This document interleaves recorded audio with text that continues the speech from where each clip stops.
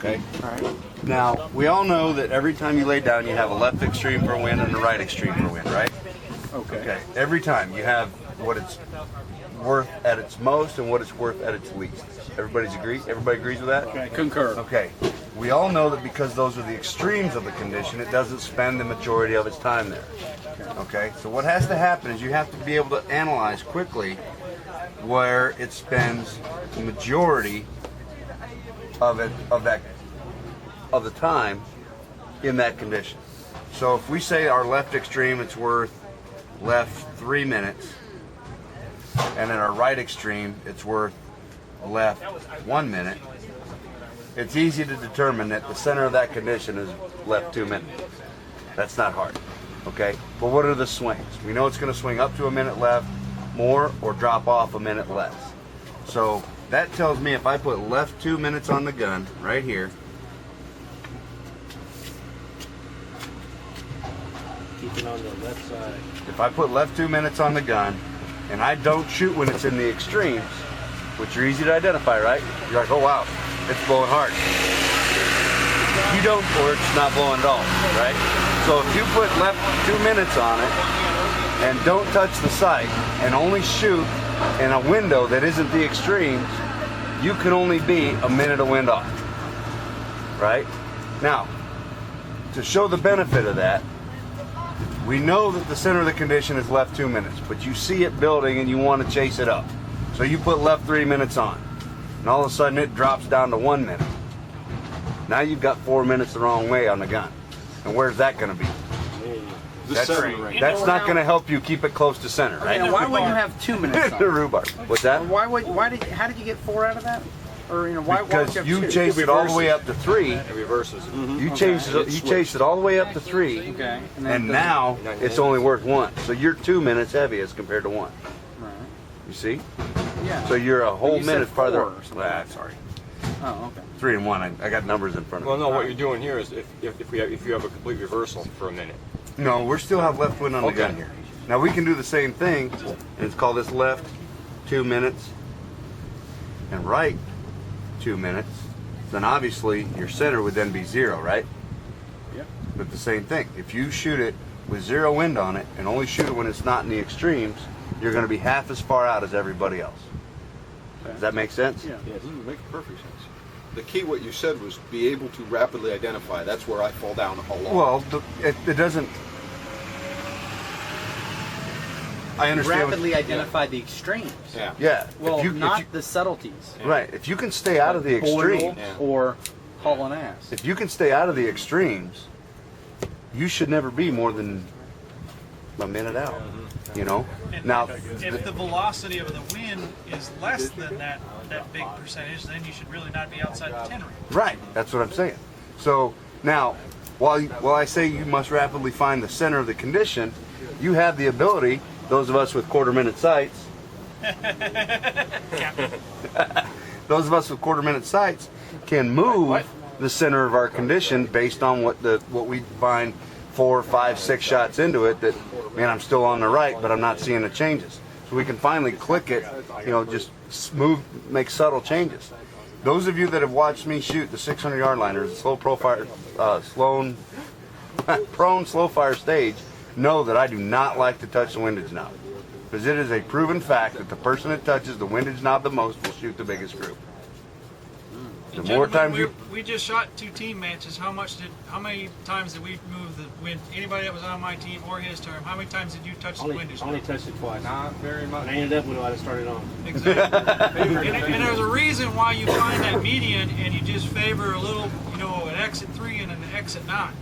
It's because you don't need to touch that dang knob when you're centered up with the condition that you're in.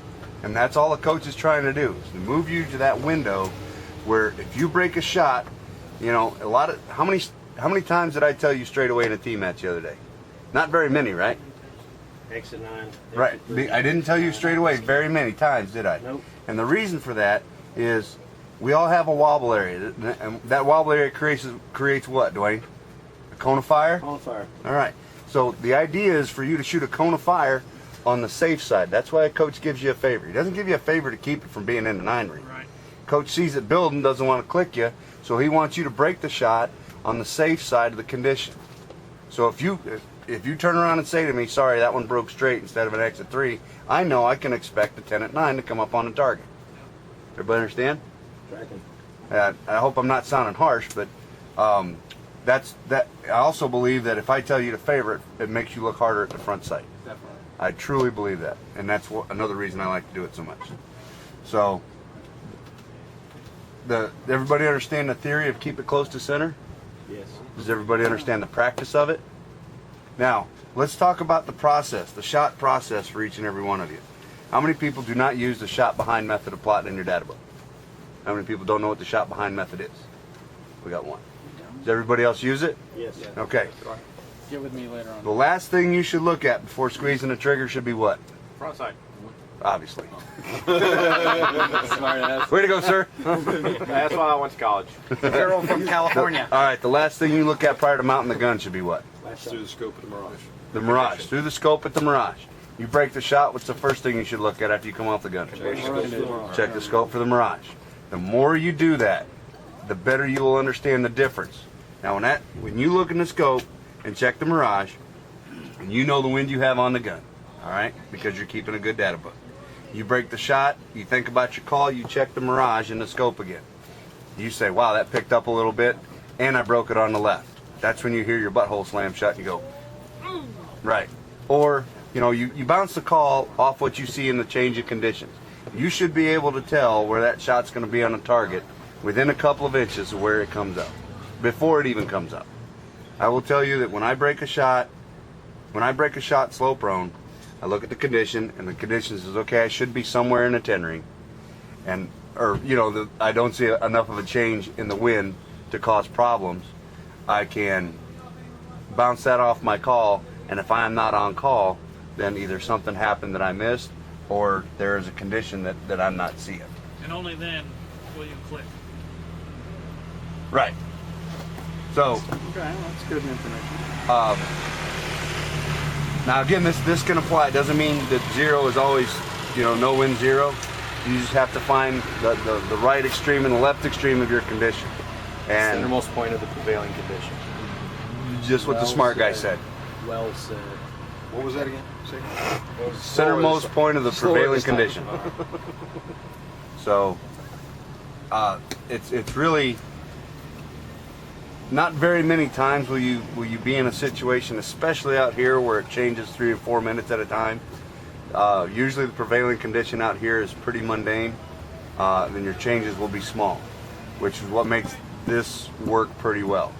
If you find yourself shooting international full bore in Brisbane, Australia, be prepared to make 6, 8, 10-minute changes. Or in Raton, New Mexico, or Phoenix, Arizona, where you can make 4, 5, 6-minute changes at a time. Bismarck, North Dakota. That makes it a little more challenging because you're dealing with constant direction changes. You don't get a lot of direction changes here, a lot of severe direction changes, you know what I mean? I have seen it come from the south, blow the storm from south to the north, the storm get out over the lake and then gather up some more water and come back this way. But usually you're evacuating the range when that happens. So, what questions do you have about what I call keeping it close to center? Makes sense to me. Ooh, did I dumbify it? That's Barney-fied. Can you briefly talk about what happens if it picks up or lets off more than it does the other? On what side of the 10 ring or X ring you want to stay on, based on if it's letting off more and it's picking up? Everybody hear what he said? Based off the constant. Everybody hear the question? All right. Question was, what happens if it lets up more than it drops off? Or if it drops off more, More than it picks up?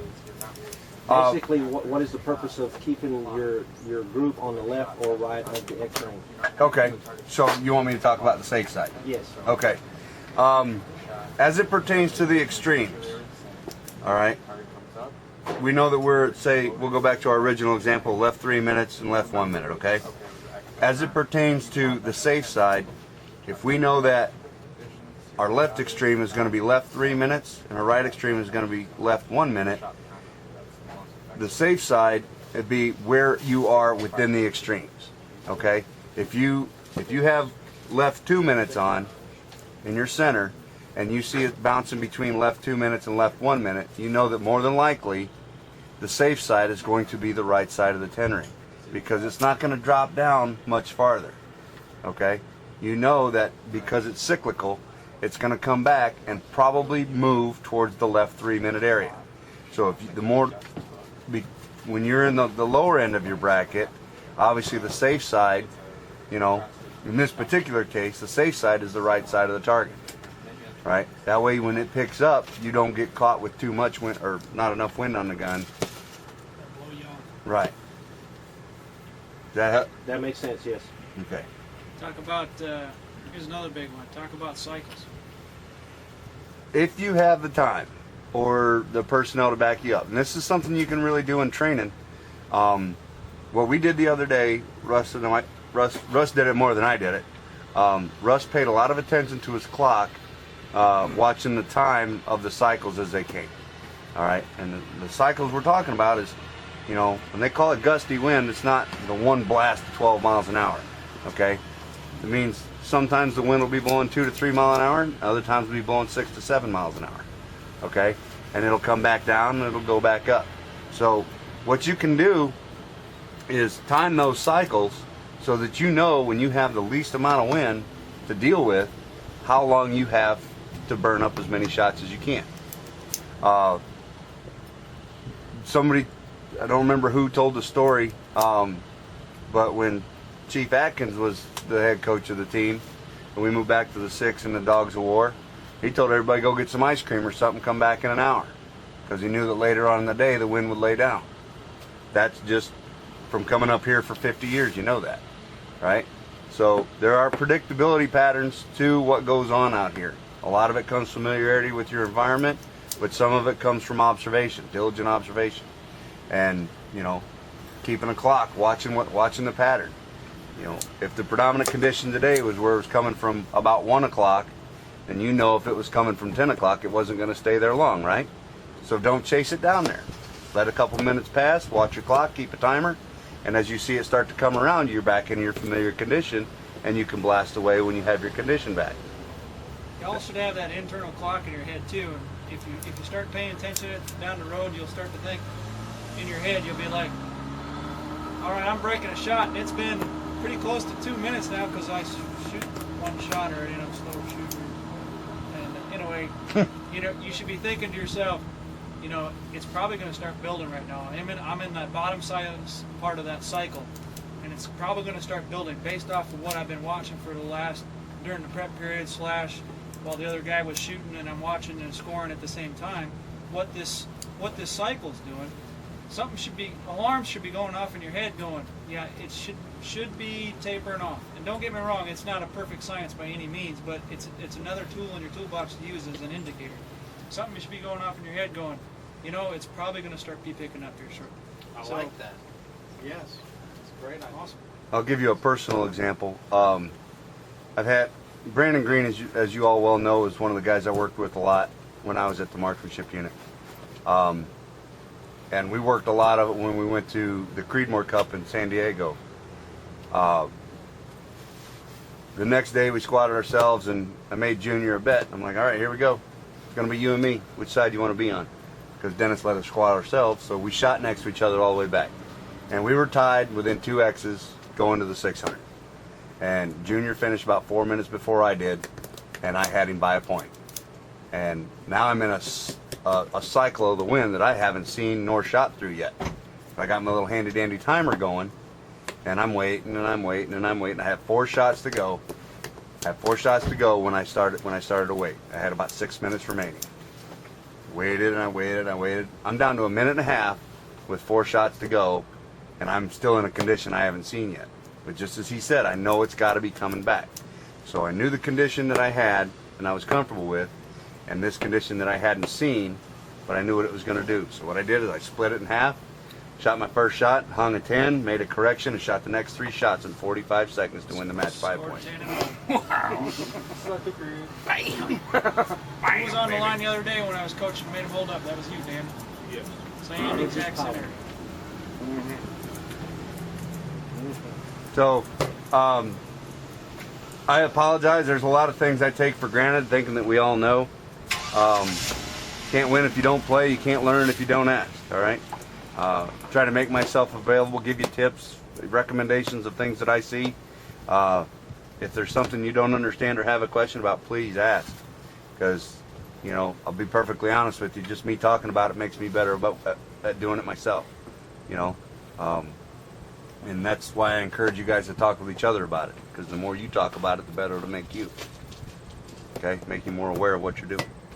So, again, I apologize. I do take a lot of things for granted. You know, I spent 15 years down there doing it every day, practicing it every day. I realize that not everybody has that opportunity. So, if there's anything you ever want to know, my door is open, and I'll only not answer my phone if I'm giving a class. So, or it's 2 o'clock in the morning. Or you're the one that hit my car and won't tell me. You can shut that camera off now.